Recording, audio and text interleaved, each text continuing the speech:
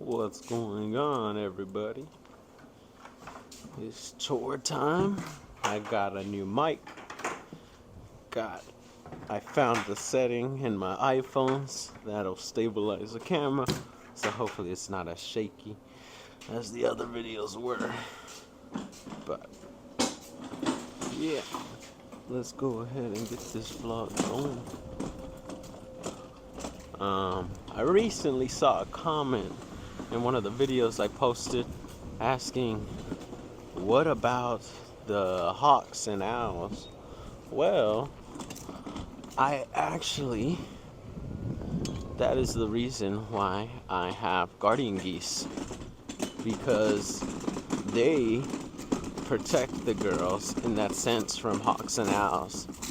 Because it's such a large bird, hawks and owls really don't even want to mess with them once they see them. So that's a good thing for me. They're very helpful. But also having Apollo here is super helpful as well. Whenever he sees something flying in the air, he goes darting to it, running as fast as he can to it, chasing it. If I ever catch him on film, I'll for sure have to get a video of it and him doing it, and you'll have to see what he does. And so does Gunner. So having both of them for sure is very beneficial here at the farm. Wonder where Gunner is.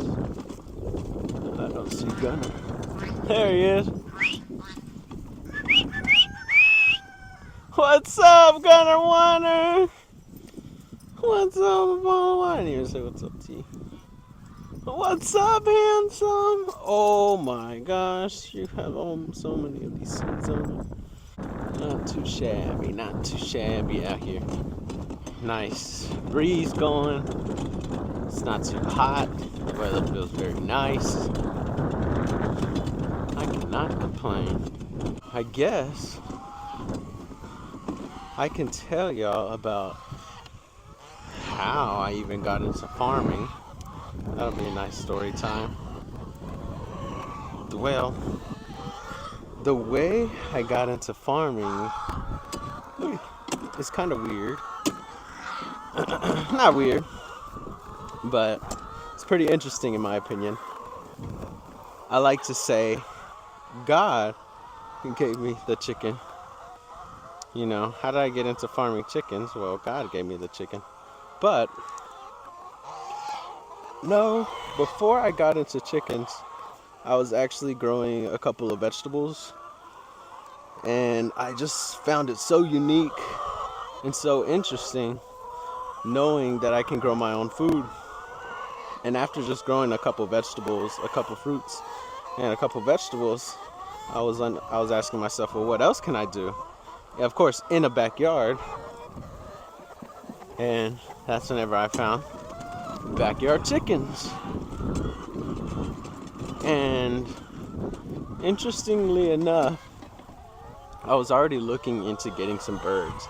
I remember the night before church, I had searched online baby ducks. I was looking at baby ducks, I remember.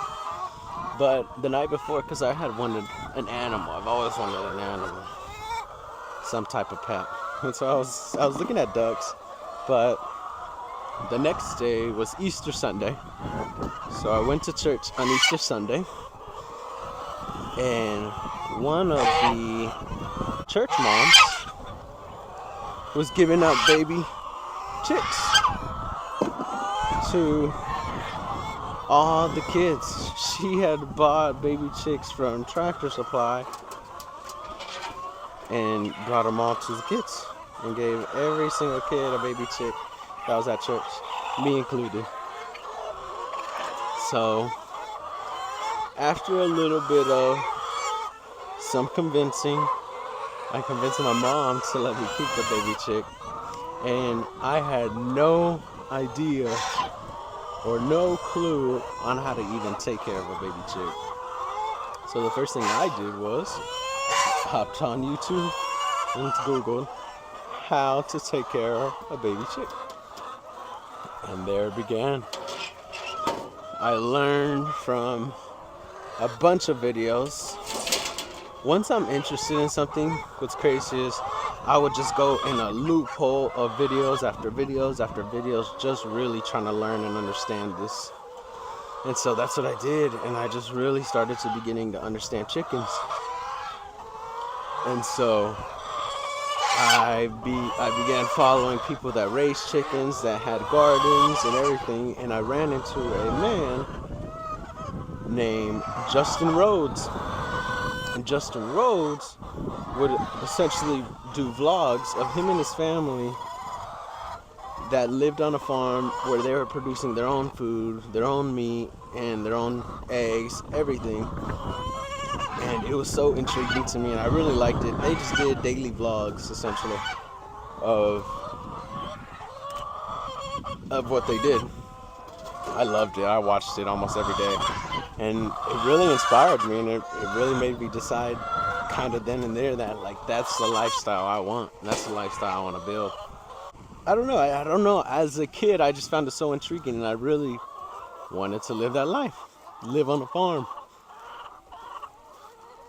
So after I had the chicken, learning about Justin Rhodes would often refer to Joel Salatin and how all the practices that Justin Rhodes does, is from Joel Salatin's learnings, from Joel Salatin's teachings, and of course all other farmers as well.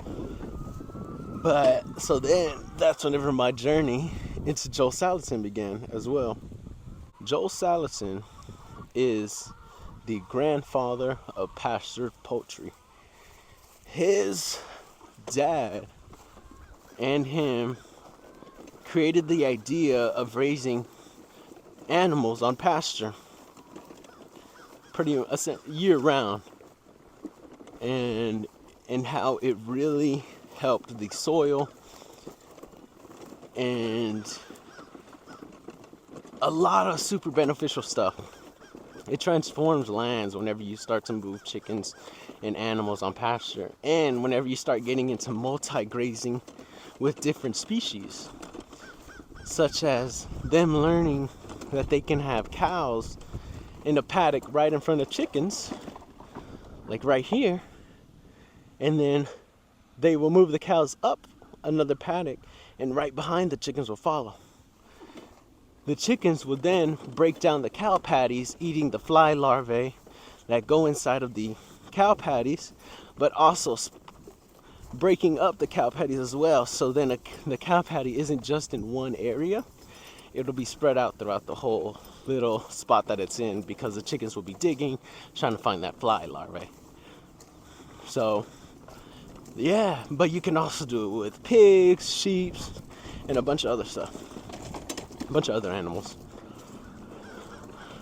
So that's where I really got into Joel Salatin and learning how pastured poultry is actually done. And I mean, honestly, as soon as I watched that video and really understand pastured poultry, it just made sense.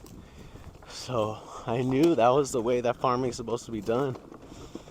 And I really was motivated by what Joel Salatin had created, as well as Justin Rhodes had created, and I knew I wanted to create it as well.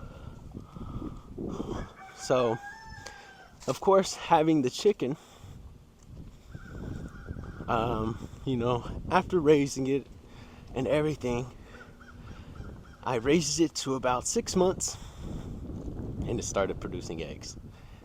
And that was probably the most fulfilling, most satisfying time in my life as a kid, to get an egg from this baby chick that I raised, essentially as a day-old baby chick, all the way to 6 months, and it was producing an egg. And it was producing an egg almost every day. I named the chicken Peaches, and she was my first pet, honestly. My first personal pet, my pet. We had a dog, Buns, but he was a family dog, so. But Peaches was my personal pet, my girl. And it was so cool because she was the only one, and she was right there in the backyard by herself. Every single time I would come in the backyard, call her name or anything, like a dog, she would just come And she looked so happy. I would be, Peaches, Peaches, and she would run to you. And we had a little patio, I remember. And she would just turn, she would get around that corner on the patio at the corner of the house, and she would just be running at you. And it would just be so hilarious for me. I loved it. It was literally like having a dog, but she was a chicken. But yeah, so I had Peaches for a while, and I started getting so many eggs. I wasn't eating an egg every day, which I really should have, but I really wasn't eating an egg every day, so I was getting a lot of eggs that I wasn't eating. And make sure there's no egg. And so, because I wasn't eating a lot of eggs, I would give them away to people at school. I would give them to my dad. And it was really, I guess that's whenever I got that other satisfaction feeling, where it was really nice to be able to provide that to people. And I was like, this can be a business. Like, it really can be. It could be a sustainable business. A big business if I want to make it to be. It can be as big as I want it to be. And that's whenever my eyes started turning to, okay, well, I want to have a farm. An egg farm at that. And so, yeah. And I knew the practices that I wanted to follow if I ever did, which was going to be Joel Salatin, pastured poultry farming. And that's essentially how I got into farming, though. I say God gave me the chicken. And from there it was on, man. And yeah.